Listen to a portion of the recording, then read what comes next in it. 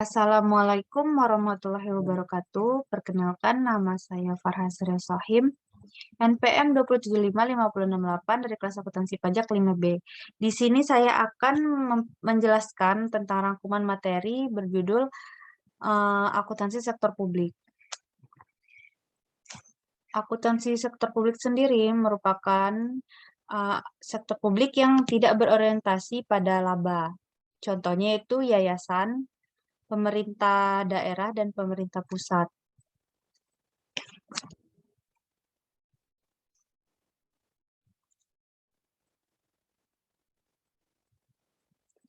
Akuntansi pemerintah dan siklus akuntansi daerah. Reformasi akuntansi pemerintahan. Sebelum 2003, akuntansi tradisional berbasis kas dan single entry.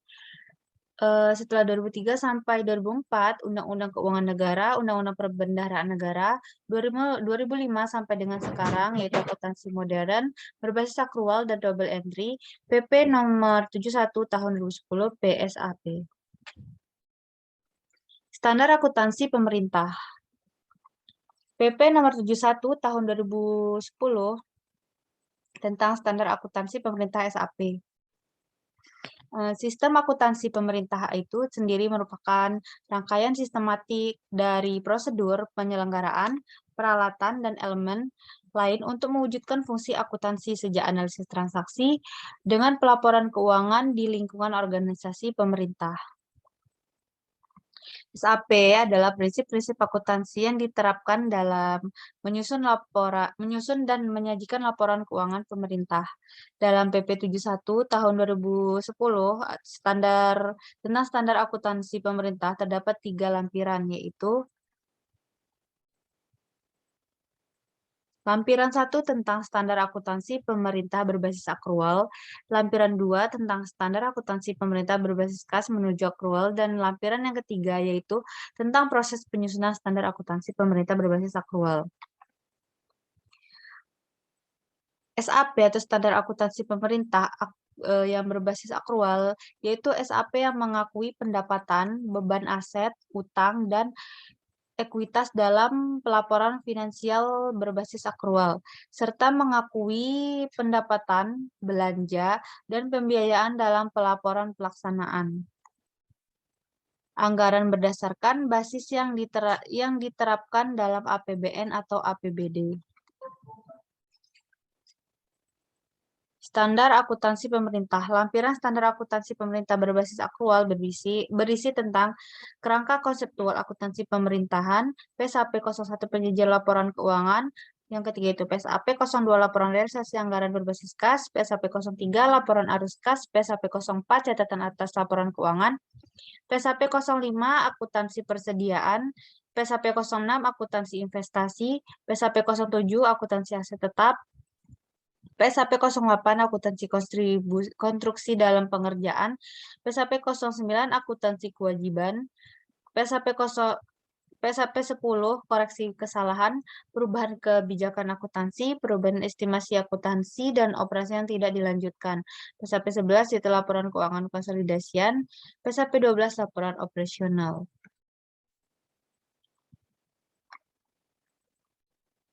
Standar akuntansi pemerintah. Standar akuntansi pemerintah atau SAP dikembangkan oleh Komite Standar Akuntansi Pemerintah yang disebut juga dengan KSAP. Kerangka konseptual akuntansi pemerintahan adalah konsep dasar penyusunan dan pengembangan SAP. SAP merupakan acuan bagi KSAP, penyusunan laporan keuangan pemeriksa, dan penggunaan laporan keuangan dalam mencari pemecahan atas suatu masalah yang belum diatur dalam pernyataan standar akuntansi pemerintah. Selanjutnya itu interpretasi pernyataan standar akuntansi pemerintahan, yang selanjutnya disingkat dengan IPSAP, adalah penjelasan, klarifikasi, dan uraian lebih lanjut atas PSAP. Standar akuntansi pemerintah. Pengertian akuntansi pemerintah sendiri merupakan akuntansi yang diimplementasikan di dalam entitas pemerintah pusat maupun pemerintah daerah. Akuntansi pemerintahan adalah sebuah kegiatan jasa dalam rangka menyediakan informasi kuantitatif, terutama bersifat keuangan dari entitas pemerintah, guna pengambilan keputusan ekonomi yang nalar dari pihak-pihak berkepentingan atas berbagai alternatif tindakan. Secara bahasa, sistem akuntansi pemerintah merupakan serangkaian prosedur mulai dari pengumpulan data, pencatatan, pengikhtisaran, dan pelaporan posisi keuangan dan operasi keuangan pemerintahan daerah. Peranan laporan keuangan daerah yang pertama yaitu ada akuntabilitas, yang mana akuntabilitas ini merupakan pertanggungjawaban. Jadi, laporan keuangan itu adalah bagian dari bentuk pertanggungjawaban dari pengelolaan keuangan. Dalam hal ini adalah pemerintah pusat maupun pemerintah daerah. Yang kedua yaitu manajemen. Manajemen ini memiliki arti membantu manajemen pemerintah daerah, pengelolaan pemerintah daerah dalam mengambil keputusan baik dengan program yang akan dijalankan maupun penyusunan anggaran. Yang ketiga yaitu ada transparansi. Transparansi itu sendiri merupakan pengelolaan keuangan. Misalkan berapa uang yang kita yang diterima, berapa uang yang dibelanjakan, itu termasuk dari bentuk transparansi. Yang keempat yaitu keseimbangan generasi. Maksudnya ini, apakah generasi masa depan itu akan terbebani dengan pengeluaran generasi masa kini? Itu bisa dilihat dalam laporan keuangan. Jika pembangunan dilakukan dengan cara berhutang, berarti adanya ketidakseimbangan generasi, dikarenakan generasi masa depan akan menanggung akibat dari kegiatan generasi masa sekarang. Penggunaan dan kebutuhan informasi. Yang pertama yaitu ada masyarakat. Padahal bisa dikatakan pengguna utamanya itu yaitu pemerintah daerah sebagai akuntabilitas dan juga sebagai manajemen. Yang kedua itu wakil rakyat, lembaga pengawas, dan lembaga pemeriksa. Lembaga pengawas sendiri merupakan Badan Pengawas Keuangan dan Pembangunan atau disingkat juga dengan BPKP. Sedangkan lembaga pemeriksa yaitu Badan Pemeriksa Keuangan yaitu BPK. Yang ketiga itu pihak yang memberi atau berperan dalam proses donasi, investasi, dan pinjaman. Yang keempat itu pemerintah. Karakteristik kualitatif laporan keuangan. Yang pertama yaitu relevan.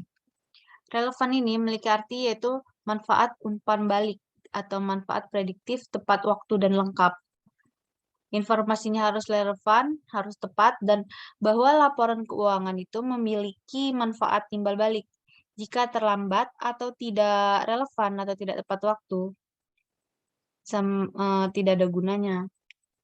Sedangkan yang kedua yaitu andal. Andal itu merupakan jujur. Jujur dapat diverifikasi netralis atau yang dimaksud dengan tidak memihak dalam menyusun laporan keuangan.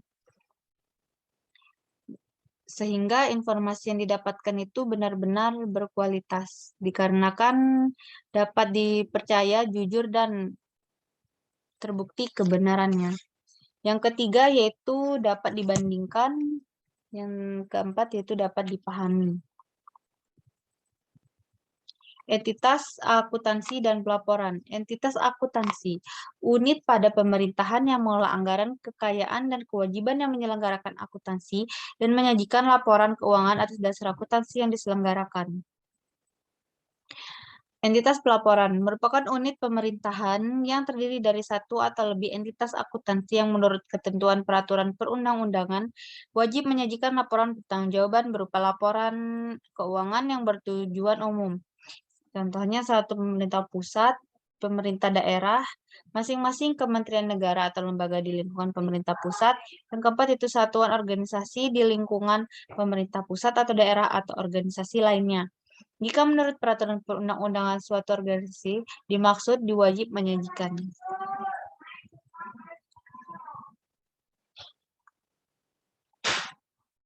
Prinsip akuntansi dan pelaporan keuangan. Yang pertama yaitu basis akuntansi.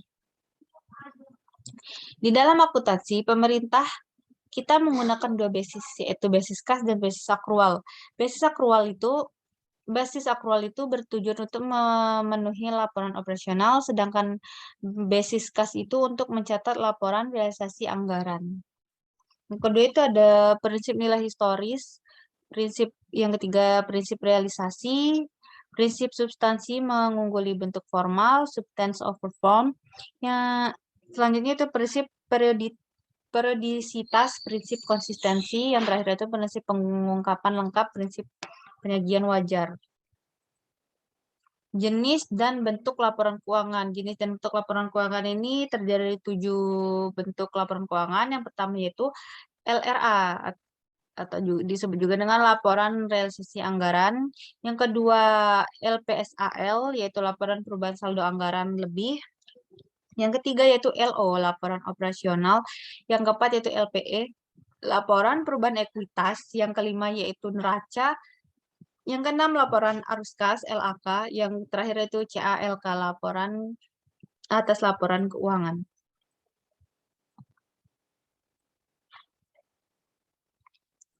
Keterkaitan laporan keuangan. Laporan operasional sendiri berkaitan dengan laporan perubahan ekuitas dan neraca. Sedangkan LRA, laporan realisasi anggaran, berkaitan dengan laporan perubahan saldo. Alur penyusunan laporan keuangan. Yang pertama yaitu ada bukti pembukuan, yang mana terdiri dari penjurnal anggaran. Yang kedua analisis dan penjurnalan transaksi, ke buku jurnal, lalu posting, ke buku besar, lalu peringkasan. Selanjutnya itu neraca saldo setelah penyesuaian. Di sini melakukan penyusunan laporan keuangan, ya, lalu buku jurnal, jurnal penutup, lalu neraca saldo setelah penutupan, yaitu penyusunan neraca saldo setelah penutupan. Yang terakhir itu bukti di transaksi. Itu harus valid, lengkap, dan sah.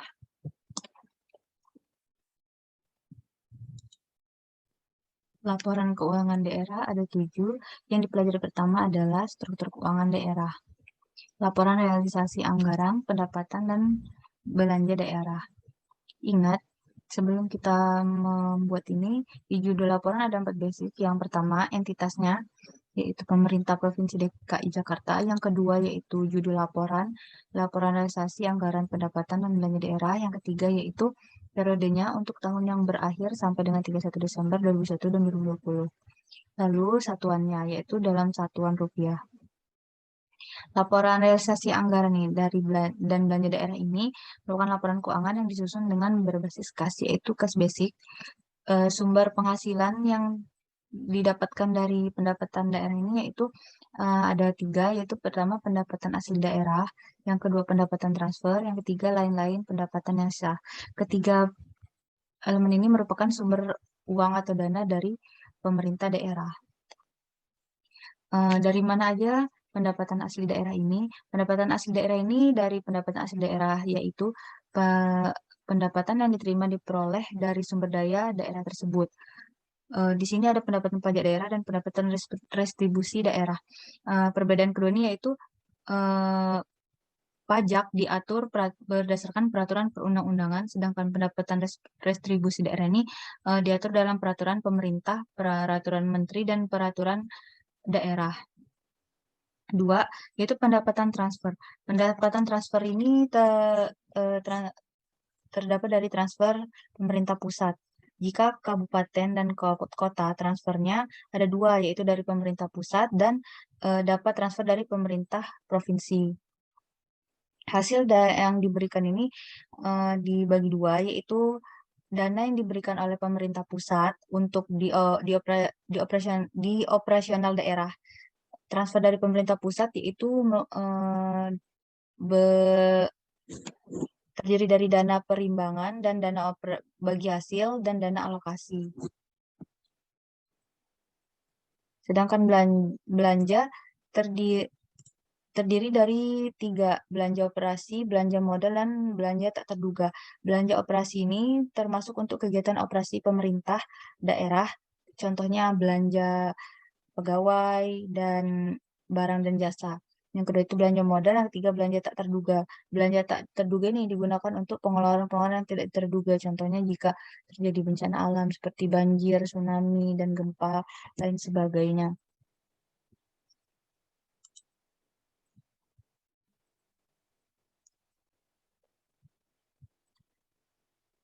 Pendapatan pemerintah daerah juga berasal dari transfer. Transfer yang berasal dari pemerintah pusat untuk operasional daerah. Pemerintah kabupaten dan kota memperoleh transfer dari provinsi dan pusat. Transfer dari pemerintah pusat bentuknya dana, pertimbangannya itu dana bagi hasil, dana alokasi khusus, dan dana alokasi umum. Dana investasi daerah serta terdapat dana otomatis khusus seperti yang saya jelaskan tadi. Akun belanja terdiri dari belanja operasi, belanja modal, dan belanja tak terduga. Belanja operasi digunakan untuk kegiatan operasi pemerintah daerah seperti belanja pegawai, belanja barang jasa, belanja subsidi. Contohnya seperti yang saya sebutkan di awal tadi.